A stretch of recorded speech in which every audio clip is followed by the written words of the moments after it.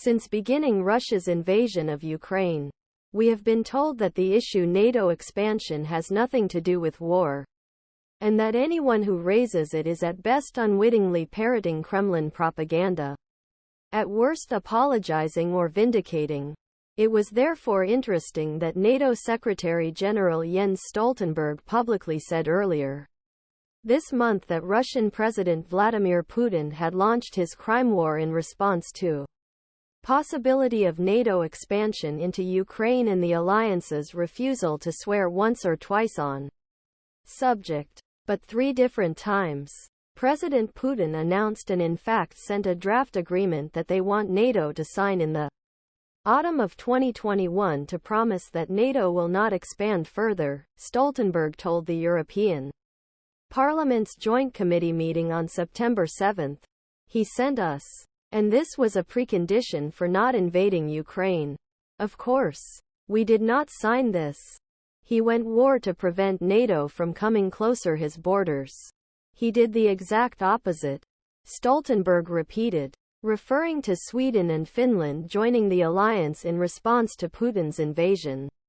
He later insisted that these entries show that President Putin achieves the exact opposite when he invades a European country to prevent further NATO.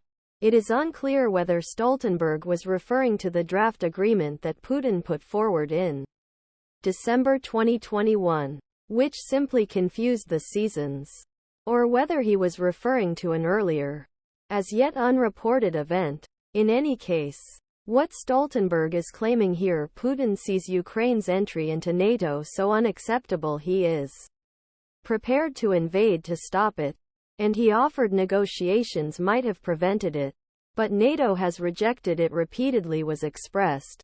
It was ignored as propaganda by those who tried to explain the causes of the war and how it could be ended. If we listen to Hawks' only logical conclusion is that man responsible for alliance that helped Ukraine defend itself against Putin is actually working for Russian leader and spreading his propaganda.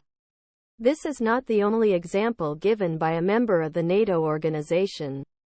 Testifying before the Senate Armed Services Committee in May this year, U.S. Director of National Intelligence Avril Haines, along with Defense Intelligence Agency Director Lieutenant General Scott Berrier, said, "We assess that Putin has likely scaled back his immediate goals. Ukraine has never been a NATO ally, ensure that it does not happen." In earlier testimony, Haines said Putin's invasion had backfired by accelerating events he had hoped avoid, such as Finland's accession NATO and Sweden's petition join. Similarly, Russia expert Fiona Hill, who served as an intelligence analyst under Presidents George W. Bush, Barack Obama and on National Security Council under President Donald Trump, said in an interview with the German newspaper Die Zeit in March 2023 NATO it was always clear that expansion of Russia to Ukraine Georgia was a provocation for Putin.